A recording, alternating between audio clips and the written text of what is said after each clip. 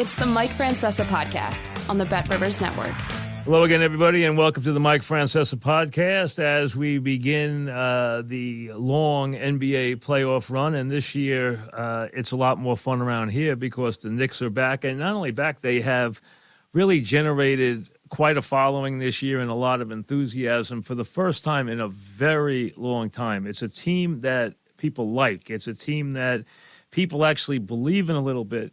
They have a long way to go, but it is emblematic of years gone by. The Garden will be flying next Friday when they come back for Game 3, but they have a couple of tough games to deal with. First with Cleveland. Jeff Van Gundy knows those days. He was there when the Garden was rocking on a regular basis, and obviously he has a lot of work to do during these NBA playoffs, and he joins us now. Jeff, welcome. How are you?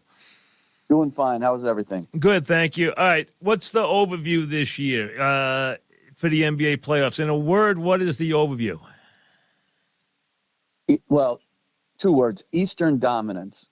I think the Eastern Conference has the three best teams in the league, and I think the champion eventually will come out of the Eastern Conference. So you don't believe that the Suns can get to a much higher level? They haven't lost with Durant. They obviously have four very, very talented players if they are all healthy. What's your thoughts on the Suns? I think they're the most talented team in the Western Conference. I think their depth is a little bit of an issue. I think Chris Paul, it won't be determined by Booker or Durant or Ayton. I think those are pretty known quantities. I think Chris Paul has had an up and down season. Highly intelligent player, very physically tough. If he can withstand the long crucible of the playoffs, then I do believe they'll come out of the West. And once you make the finals, obviously when you have great players like Durant and Booker, you've got a great chance. I just think when I look at the Bucks and the Celtics, they have such a terrific balance between offense and defense. Even though Milwaukee's offense this year has been up and down, I just think if Middleton's healthy, whoever wins that battle will have enough to beat a Knicks or whoever comes out of the West. We're talking about Jeff Van Gundy. Jeff, let's start with the East, as you mentioned. The Bucks and the Celtics are the two favorites to win the whole thing. The Suns are the third favorite, to come out of the West. Denver's fourth, then Golden State and Philly, and then the Lakers actually are next, believe it or not. But let's start with the two teams at the top. How do you separate the Bucks and the Celtics? Well, I think the Celtics, which is very hard to do, Mike, they were top three in both offense and defense. And when you have that well-balanced of a team, you have a great chance. And I think defensively, they're so good. If Robert Williams is available and healthy, they are so good because there's no weakness that you can try to exploit. Offensively, to me, even though their numbers say they're great, I think they're very reliant on the three-point shot, which has me a bit concerned if you get to a winner-take-all type of game, seventh game on the road, does your three-point shooting travel? So that's my one concern there. They don't get to the free throw line, those type of things. Milwaukee, when you're led by such a supernova like Giannis, he's going to live at the free throw line. He's going to live around the basket area. I love the combination of Giannis, Holiday, and Middleton when healthy. Now, the big question for them is he healthy enough to play well? And he's missed a lot of time this year. Even when we do their games, he still doesn't look, when he plays, like he's close to totally back from a mobility, agility standpoint, because down the stretch of close games, their best offense is when they put Middleton and Giannis in a pick and roll. If that's reduced at all, that level of effectiveness, then they're vulnerable too. it's clear that, when the games boil down, it comes down to Giannis just brute forcing his way to the basket and usually living on the foul line. That's their games. He's unbelievable. The relentlessness with which he plays is truly remarkable to watch. And if you're a Bucks fan, to get to see it every game, I'm sure it leaves you somewhat mesmerized. I think he is relentless. I think he is team first in every way. And obviously the jump shot, the free throw shooting, they're both erratic. But what you're going to get every night with him is that relentless approach to attacking the basket and protecting the basket on the other end. I think what's undersold is how much improvement Brook Lopez has made defensively in Milwaukee. He could be the defensive player of the year, which no one would have said when he played for the Nets. And you combine that with Giannis's attitude and effort towards defense, you truly have a team that locks down the paint, and it's impressive.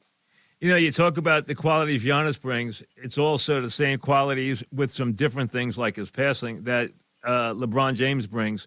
How many minutes, though, can LeBron James really bring that for at this age? The numbers he's put up is remarkable. They really are. Obviously, he's missed a ton of time this year, or really the last few years. And can he sustain if they were to make a long playoff run? I think that's a question that is reasonable.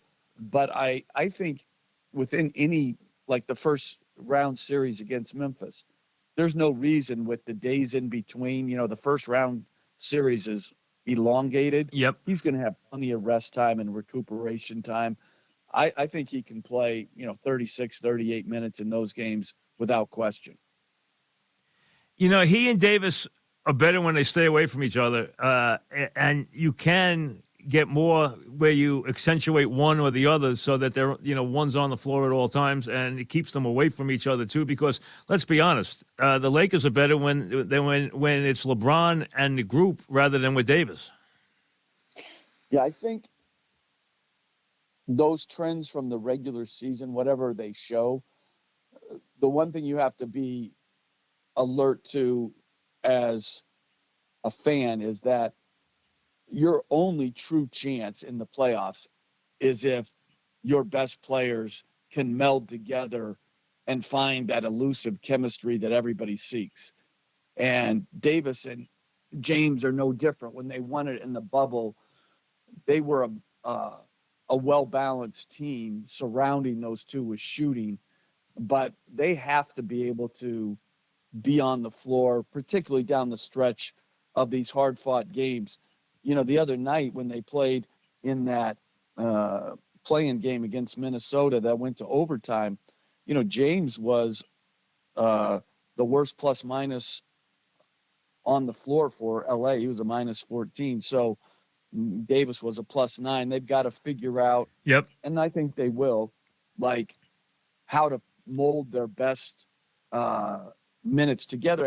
And I think we have to also give them some grace because they're still trying to find, because they made so many changes near the All-Star break to their roster, they're still trying to figure out who they want to play come playoff time. What do you think? Who do you think their best lineup is around them? I love Schroeder's ball pressure. I don't know if you were able to see the play-in game, Mike. Against Yeah, Minnesota. I did. I watched it.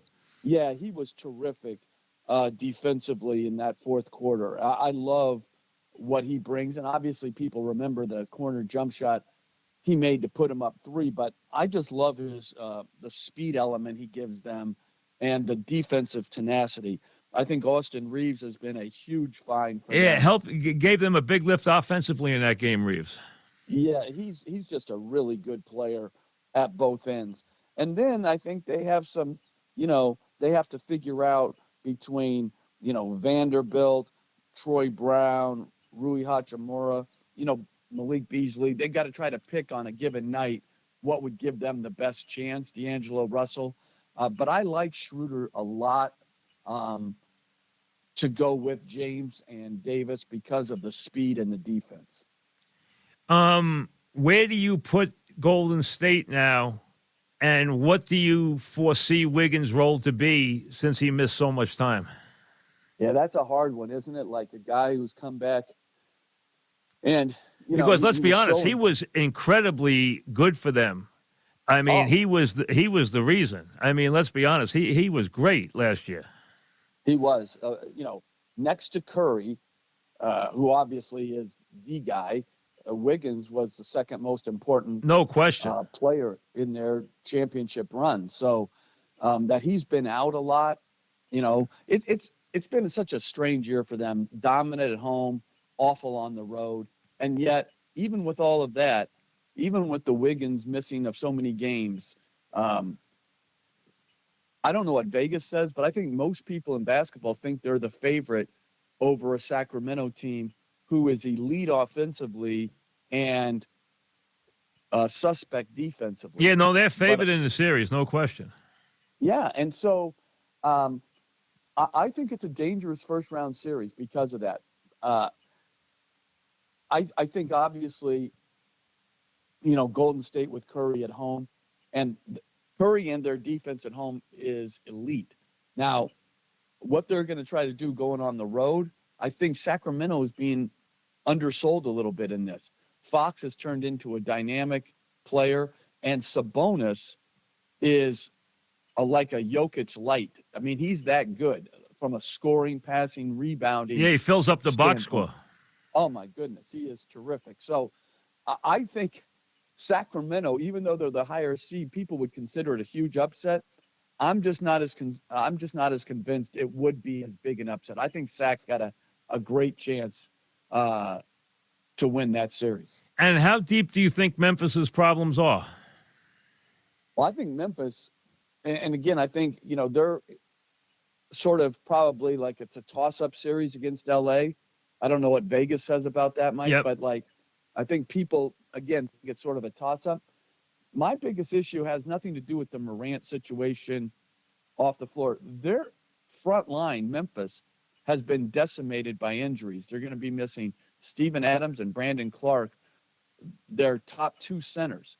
And Adams gave them incredible screen setting and offensive rebounding and defensive knowledge. And Clark was this energizing presence as a sixth man who certainly would have been in that consideration for sixth man of the year had he not hurt his Achilles. So they're starting down. They're playing their third center. I think that's going to be a tough matchup with Davis. I think Memphis may still win the series, but I think their injury situation is being underplayed, and I think it could have a dramatic impact on this first-round series. We're talking with Jeff Van Gundy. The Bet Rivers coming out of the West numbers are Phoenix is 9-5, Golden State and Denver are 3-1, Lakers are 6-1, Memphis is 7-1, and then it falls all the way down to the Clippers and Sacramento at 14-1. So clearly the second and third favorites are Golden State and Denver. We didn't mention Denver yet. Denver's also the fourth favorite to win the whole thing at 8-1, tied with Golden State. How about Denver? Yeah, I think Denver had a great season, and then they had a really substandard last 3 weeks where Jokic, he wasn't like Embiid. He wasn't driven to win the MVP. It was sort of odd to me. He did not play nearly as well as he had throughout the course of the season. I think Denver, against either, the winner of Minnesota OKC tonight, I think they'll come through that series. I don't think either one would be easy, but I think they'll come through. And I don't know if they have enough, particularly at the defensive end of the floor, in these type of series. Jokic is an incredible player. They're so well coached. They've got, good, Jamal Murray is a good number two. Porter, Aaron Gordon, Bruce Brown, Kentavious Caldwell-Pope. it seems like a good fit. They were really good, and they've got to find themselves once again because their last 3 weeks have been sort of uninspiring. The only other team that's in the first bracket of favorites in the postseason is the Sixers. They're the third favorite heavily in the East behind the big two. The Bucks are even money to get out of the East. The Celtics are 8-5, and then it falls to 5-1 for Philadelphia. But Philly is the only one even close after that. Obviously, they have ability. They have probably the MVP. How about the Sixers? I think the one thing that's always held the Sixers back, or one of the components is Embiid's ability to play well down the stretch of hard-fought playoff games. He's got to find his way to more efficient play in fourth quarters of playoff games. And I think he's capable. He's had another terrific regular season. He's very talented at both ends of the floor. But I think his conditioning and the intensity of the play sometimes prevents him from playing his best when his best is needed in the fourth quarters. And so I think they've got to have the answer to that. I think Harden obviously has to be really Plus, good. what do you look for, Jeff? You figure you got to get 40 minutes a night, except, put blowouts aside. You got to get 40 minutes out of your big guy, right? I mean, you go into it, you might even push for 42, right, in the playoffs. I mean, and the freakish guys might even go up from there. But how many minutes do you have to have out of these guys, foul trouble aside, in the postseason?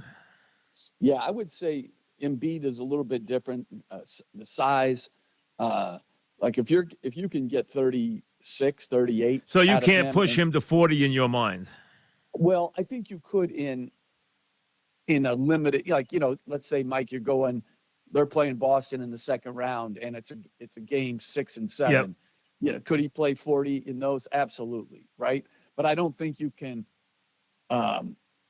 do that from game 1 against the Nets. I don't even think you have to win. And sometimes I think that they might actually have to try to figure out what he's capable of so that he can really play well in these fourth quarters. His turnover issues, and they're doing some really smart things. Doc Rivers, he's not putting him in the low post as much because it was harder to get him the ball, the double teams, turnovers. They're playing him more in the elbow area, the free throw line, where he's, just so good. And just like Giannis, we were talking, he lives at the free throw line. Yep. And I think when you're playing against him, you can't foul, obviously, because he's an excellent free throw shooter. But also, you want to keep the game going up and down as much as you can, Mike, to try to take advantage of some conditioning issues that can crop up. Well, you expect any of these big guys, whoever they are in the playoffs, they're going to get to the foul line. I mean, that's obviously what great players do in the postseason. They get to the foul line. They get, it's the easiest place to score. And obviously, they're going to get there, you would figure. Even the ones that, are not going to the basket that much, they're still going to get to the foul line in these games. That's all there is to it. And some of them are going to get there 15 times. Well, Embiid and Giannis have shown that ability throughout their time in the NBA. And I think going back to the Lakers, that's what Anthony Davis has to do for them. LeBron's free throws have dropped dramatically because he's turned into more of a jump shooter. Yep.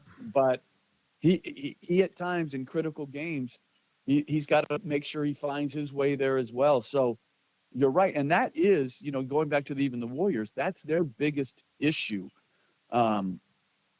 is they foul and they don't get to the free throw line. Right. So they're super reliant on, their transitional threes game. Yeah. Yep. So, that free throw line, as you were just saying, is just so important, so valuable, and all that's heightened in the playoffs. Hey, you have to be able in the playoffs to get a bucket. That the key to the NBA, we talk about it, and you were a defensive coach. Your teams played great defense, but the key is that you separate the men from the boys when you can go down and get a basket or get 2 points on the foul line when you need it in the NBA. You can't win if you don't do that. No, and you have to have guys because you can go and get your own shot. At those points of the game, you're not going to run tricky plays Nope. that fool teams. You got to have, guys either like in Philly, as we were speaking about, Embiid isolating at the foul line, or the two-man game of Harden and Embiid, which is so hard to guard, creating, an opportunity for either one of them or the kick-out threes. So, yeah, you need those guys, and they're the home run hitters, and they've got to bring you home. And that doesn't mean necessarily shoot the ball down the stretch, but create the advantage. So if a second guy comes on a double team, to have the ability to spray it out and give it up, and it leads to a good wide open shot for a teammate.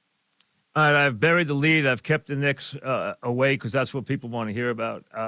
There's a lot of excitement around the team for the first time in a long time. There's a likability factor here for the first time in a long time. Bringing Brunson in was really smart. Bringing Hart in melded the team on both ends of the floor and changed them completely. I am not a Randall guy. I can't stand Randall. I'll be happy when he's not here. And I worry about him in the playoffs because last year he was an embarrassment in the playoffs. I don't like him. Never have, never will. Love Brunson. Love Hart. Love what they bring to the team.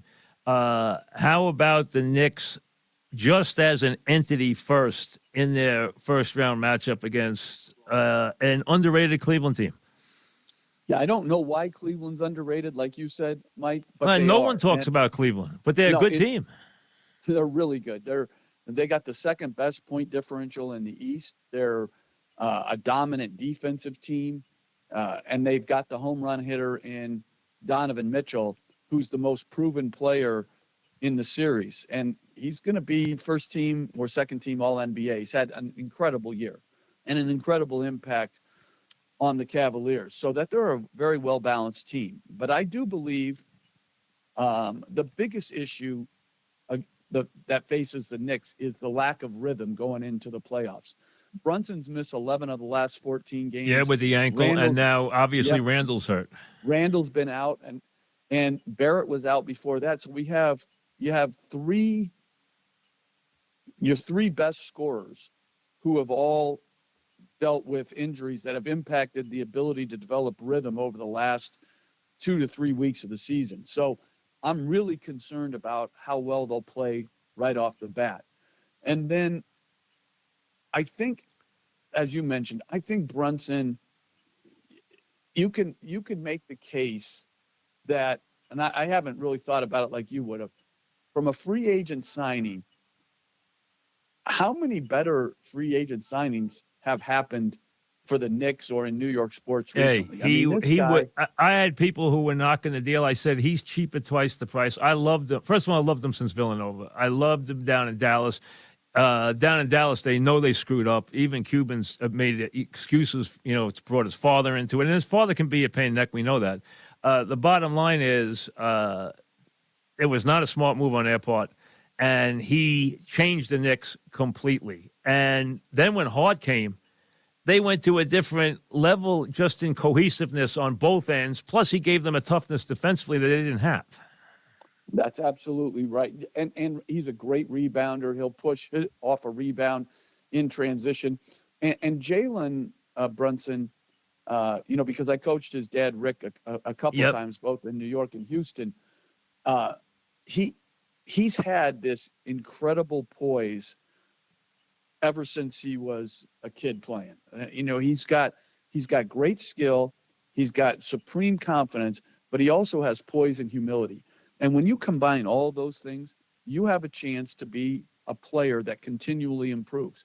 And I say this to anybody I meet.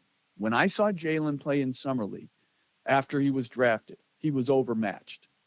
He was awful. And from that point, all he's done is worked and got better, worked and got better, worked and got better. So to the point where, it's very possible he'll make an All-NBA team, one of the three teams. I think I don't know how he was overlooked as an all-star this year. in the Eastern Conference. I thought that was very, very bad choosing by the Eastern Conference coaches. But this guy, he's truly their best player, and he gives them their best chance, as Mitchell does for Cleveland, to make all the right plays down the stretch of these hard-fought games. You mentioned Randall. I think it's Randall's biggest problem area is his lack of poise. He's a terrible. Let's be honest, Jeff. He's a terrible fourth quarter player. He's a terrible player down the stretch. And last year in the playoffs, he got embarrassed. He was awful. He was deadly bad in the Atlanta series last year. Yeah, he just you need, obviously skill, and let's not take away from Randall that Randall in the first 3.5 quarters of these games this season. Last year, obviously, he was bad in the regular season. The year before, he was great in the regular season, struggled against Atlanta in the playoffs, as you said. But he's been really good through 3.5 quarters. But when he tries to do too much, hold on to the ball too long, over dribble down the stretch of games, nothing good happens. And that's where, he has to defer to their best player, and that's Jalen Brunson. Now, that I agree, especially down the stretch. Yes, down the stretch. Doesn't mean he won't be open to shoot, but when it's the over dribbling, the over holding on to the ball that brings problems. And so Brunson's going to have to make plays because he's going to be doubled, particularly late when he's isolating against an unfavorable matchup. He's going to have to make the right plays. And the other Knicks, do they have enough 3-point shooting? And this is where Randall, who shot the three well, that's where he's going to have to shine late, and hopefully Barrett quickly can Grimes. do that as well. Yeah, Grimes had a heck of a year. Hey, how do you deal with the phenomena that quickly probably has become in his own head? Let's be honest. He's had some crazy games, as you know. He's had 40-point games. He's become a darling of the fans, but in the playoffs now, he's got to morph back into his role and understand what his role is. But how much you want to rely on him in these playoffs, knowing he can be an explosive scorer? He's had a really good year. A lot of those big games came as starters. So when he goes back to the bench, if Randall's healthy, that's when, and Brunson's healthy, that's when it becomes, you got to figure out your role once again. But he's had a heck of a year. Obviously, when you play Quickly and Brunson together, there's some really good offensive benefits, and there's some negative, defensive benefits to being that small and that slight. Yep. Thibodeau has, these tough decisions about mixing and matching. And I would not be surprised at all. You basically know there's going to be a center on the floor. There's going to be Randall on the floor if he's healthy late, Brunson and Hart. Picking the fifth guy between Quickly, Grimes, and Barrett is really, really a challenge. Well, let me ask you this. How do you want to attack their machine on offense in this series? I mean, you know what he's going to do. He averaged 28 points a game this year. You know what he's going to be in this series. How do you want to deal with him in this series? I mean, how do you, that's the key. When you start off there is the assignment on him. How you're going to play Mitchell has got to be a huge part of this because you're going to try and keep him from destroying the game completely. Exactly. And I think what you have to decide as a coaching staff, Mike, is, this. You can't foul these great players because that's like you mentioned earlier with Embiid and Davis, Giannis, all those guys. It not only hurts you from a foul trouble standpoint, gives them easy points, but it also allows Cleveland to set their terrific defense. So you have to decide, all right, how can we not foul him? And then you have to trap him some and blitz him some. But, can you play that way for 48 minutes? That's the question because, they have good rollers. Well, you want to give him, Jeff, you want to give him 40 and worry about everybody else? No, I don't want to do that either. No, I think, listen, they have some really good players, but they have some unproven, shooting as well. That it's to me, the Knicks have unproven shooting. Cleveland has some unproven shooting. I think you're going to see both teams, Brunson and Mitchell. The challenge is going to be how to retain your assertiveness and aggressiveness, and how do you handle the double teams. You have to get off the ball. You have to be able to trust your teammates so that they feel like a rhythm and they're involved in the game if they're going to against the double, so that they're ready to make plays late. But there's no way for Cleveland or New York to win if all they're doing is passing. The best players are passing. So I think this is a balancing act, how much trapping to do without opening up the offensive boards to Cleveland's size and length. And New York's a terrific offensive rebounding team too. So, how much doubling, how much rotation you want to be in. I think both coaching staffs have a big dilemma in trying to limit the best players on the opposing teams without opening up the 3-point shot and second shots. What's the best case scenario for the Knicks in your mind in this series? Can they win this series, or is that asking too much? I think, unlike a lot of people, I think they're a prohibitive underdog. Right. I think this is going to be a very hard series, too. I don't think it's a great matchup. No. I think it's the only matchup they could win in the first round. I don't think they'd have a chance against, they're way behind Milwaukee, Boston, Philly in talent. And so this is the one series that I think they could win and they could be the most competitive. But this is a good, I don't think people realize they've ignored Cleveland. Cleveland's a good team. Yes, they are. Now they have some inexperience in the playoffs as well. They have some, shooting, just like the Knicks are a bad 3-point shooting team. Mitchell is the guy. Winston Garland's very good, but they have some unproven shooting too. And they have Coro coming back, who's not a great shooter.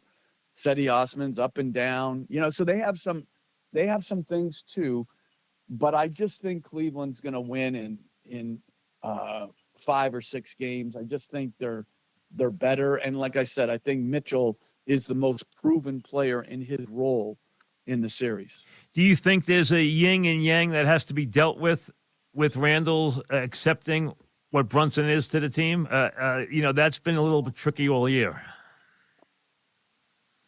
Well, I think everyone who's involved with the team, who watches the team, it might have been up for debate earlier in the year, but there's no debate now. Everybody knows, to me, that the closer is Jalen Brunson, and the ball has to be in his hands to create the right play down the stretch of these hard-fought games. I think that's obvious. Now, he had 48 against Cleveland the last time, so their antenna is going to be up. He's going to have to fight off more and more aggressive double teams, I believe, and he's going to have to make the right play. But I think their shot is to go through, Brunson late and have everybody graciously accept he is our go-to guy, and we're going to play off of him. I agree. I think it has to be that way. And the one good thing is what Hart has brought to the team. When healthy and down the stretch, they won a lot of games with Hart, and Hart has brought a real cohesiveness and a real intensity to them. He's become a big crowd favorite, as you know. He's diving in the stands for loose balls. He's a guy who plays hard on every play. Yeah, and this is going to be, I believe, his first playoff experience, which is, it's pretty far into your career to this be your first playoff experience. But the one question with Hart is the 3-point shooting, right? And so that's, to me, what makes Thibodeau's challenge about who to pair with Hart, Randall, a center, and Brunson down the stretch. Do you need Quickly's off the dribble game? Do you need Barrett's rim attacking to his left hand, or you need Grimes' combination of spot-up shooting and defense? I think Grimes is going to have to carry a lot of weight defensively in the series. I don't think there's any way around it.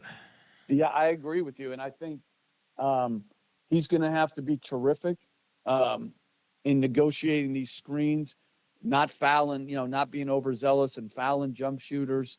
He's going to have to be able to compose himself and understand that you can play great defense against these great offensive players and that they can score. And you have to have the ability to have a short memory, come back, be disciplined on the next possession, and understand that they average what they average because these guys are great players. What you can't do, Mike, is foul them or make undisciplined game plan mistakes that open up the floor. I'm talking with Jeff Van Gundy. Jeff, if there's a surprise out of the East and it's not the Celtics or the Bucks, who would it be? Is it anybody but the Sixers? Do you think the Cavs could get that kind of run, or is it just the top two and that's it? You couldn't see anybody else winning? I don't really see anybody else winning other than the top two.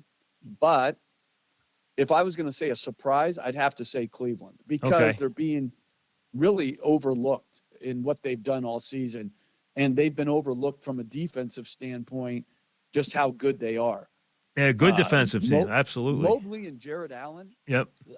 That combination is terrific defensively. No question. I totally agree. And in the West, who would be – now, the surprise names in the West are obviously big, famous teams. So we know that. But who would be your surprise if there was a surprise in the West? I think all four top-seeded teams in the West could lose in the first round. And so my surprise would be the Clippers beating Phoenix.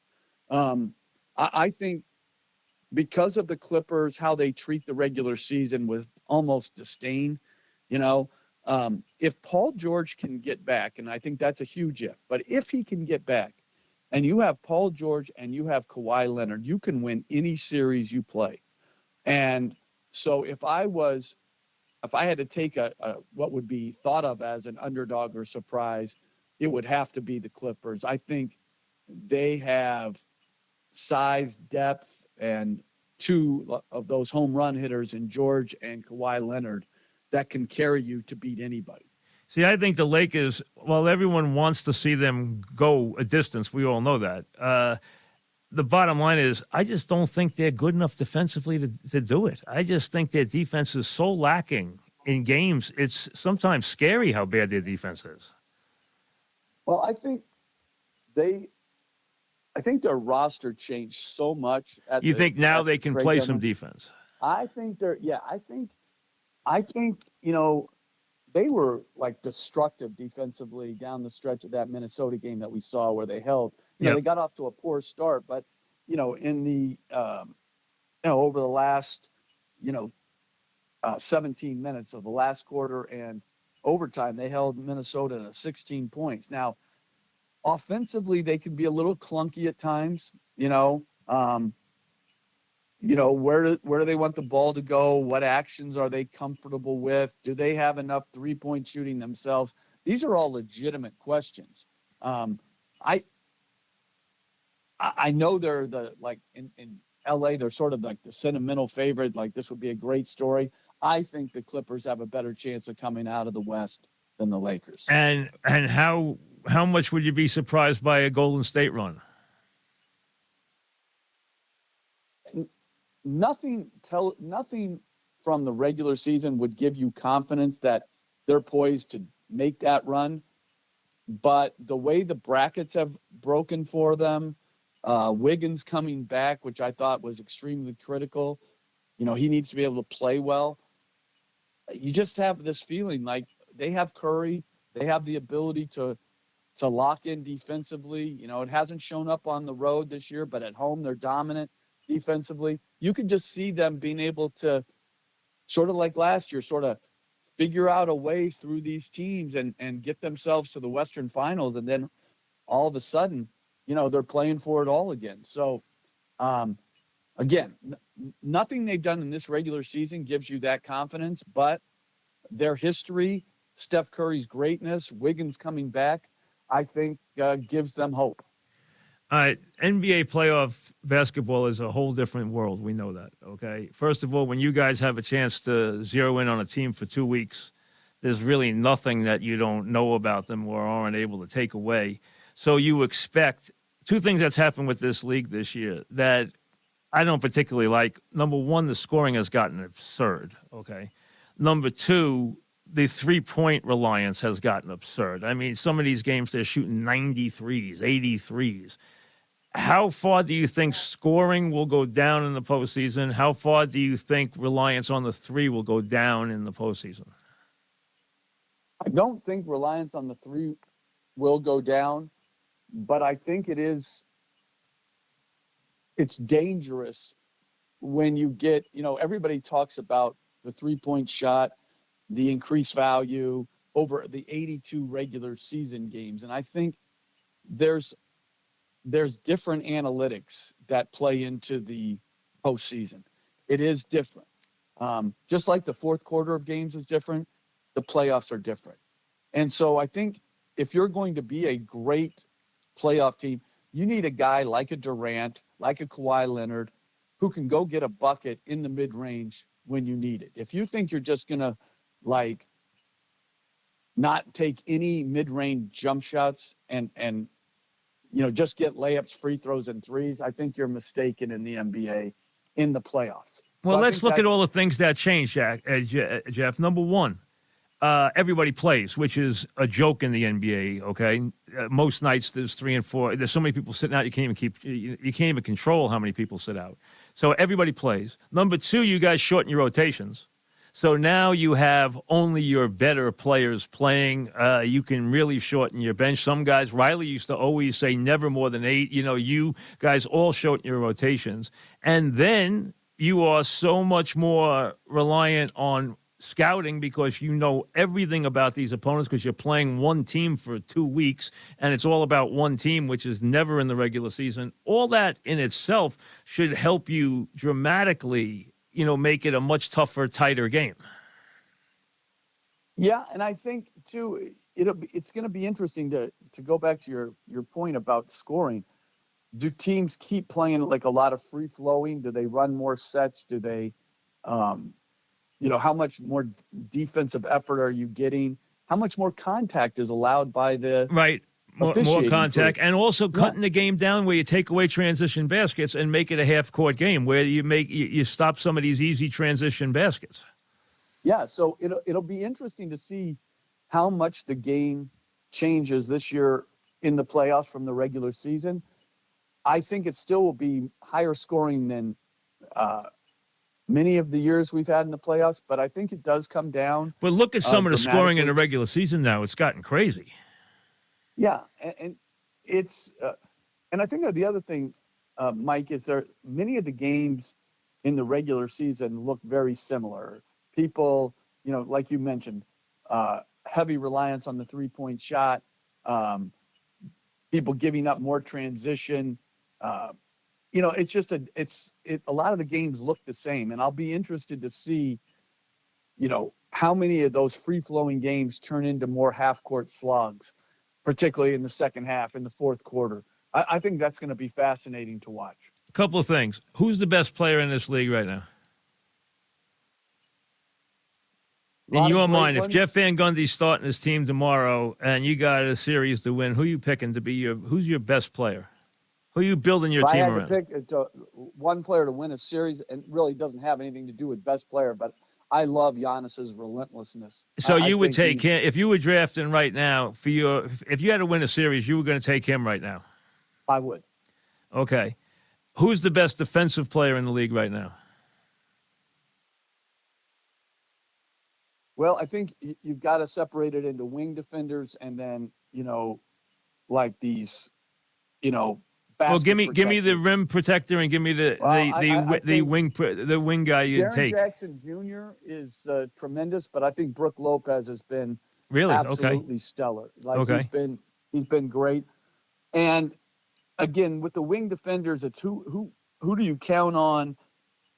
Most to still be able to get those stops. Yeah. Even though they may not play 48 minutes of defense, Kawhi Leonard is exceptional. There's a lot of guys like Alex Caruso, who nobody ever heard of, who's with Chicago, that I think is a tremendous wing defender. So there's a lot of guys out there, but what you need is guys who don't hurt you on offense that also guard. So it's cliche to say now two-way players, but really all those guys are guys who care deeply about winning, that have enough talent on offense, like a Kawhi Leonard. Those are the guys you're seeking. How has the coaching changed, Jeff, with the influx of analytics into every sport? And in your mind, since you've coached, how has the coaching changed most dramatically? I think the influence of the general manager or the front office on how people coach, and then most certainly how you prepare for games. Do you think the general manager using his analytic forces or whatever, his department, do you think they are interfering dramatically with the coaches on a day-to-day basis now?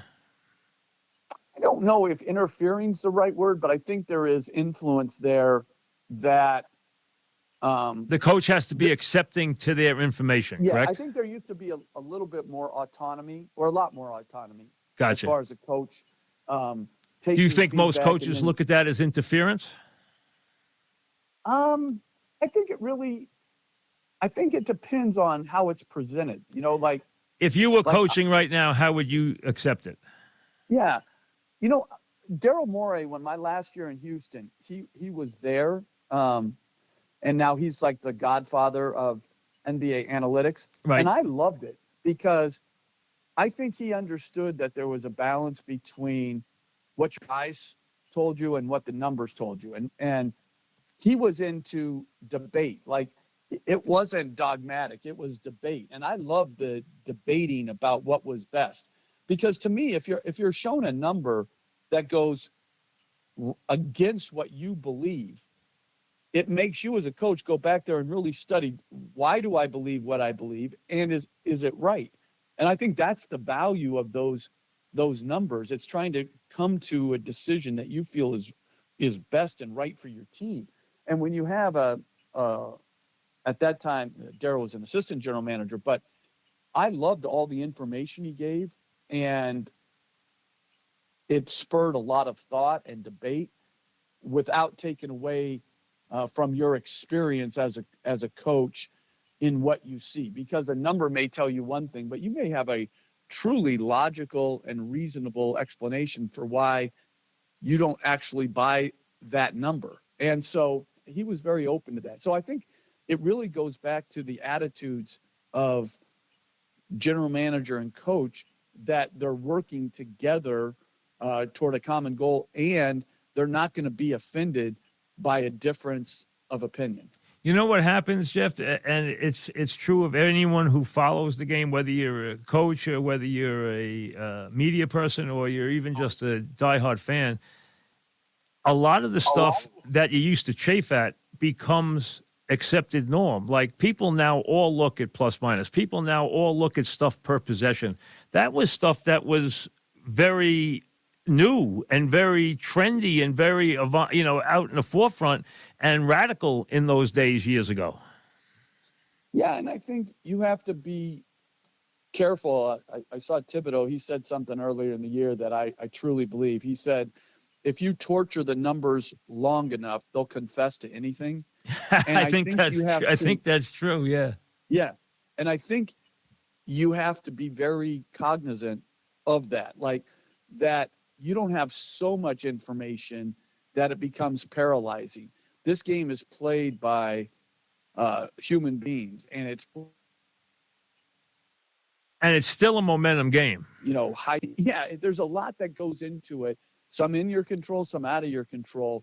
And I think what you have to be able to do is coaches have to feel the autonomy that they can make a decision that they feel is best in the heat of battle, where you don't have a lot of times to be examining spreadsheets. So that doesn't mean coaches are always right, because obviously we all make mistakes, but you have to have the coaching confidence that you have the backing of your ownership and management to do what you feel is right at the moment of truth. I mean, let's be honest. Basketball is a game of minimizing runs and accentuating your runs and minimizing their runs. Let's be honest. Has a lot to do with it. And particularly when you're going down the stretch of these close games, like in the playoffs, the numbers sort of like you got to get a stop, or you got to get a hoop. And sometimes you can make a shot after a terrible possession, and you can miss a shot after a great possession. And, it's confounding at times. The game is, it's sometimes it's based on a bounce of the ball here, a call there, a made shot against great defense, or a missed shot against poor defense. So it's, there is a luck factor that goes into these games as well. Well, listen, appreciate it very much. Nice to talk to you, as always, and we'll be watching along the way. So thanks very much. You got it, Mike. Take care. Thank you very much, Jeff. Jeff Van Gundy, you'll see him obviously doing the games throughout the NBA postseason. He didn't give the Knicks that big a chance, but let's be honest. The Knicks are in a tough series. I mean, Cleveland's a good team. I mean, I give you an example, just to use this as an example. In the Bet Rivers numbers, to come out of the East, the Cavs are 11-1. The Knicks are 30-1. Okay? That's to win the Eastern Conference. To win the championship, the Cavs are 29-1, and the Knicks are 50-1 to win the whole thing. The favorites to win, this is the Bet Rivers numbers right now. Bucks are 2-1 favorites. Celtics are 3.5-1.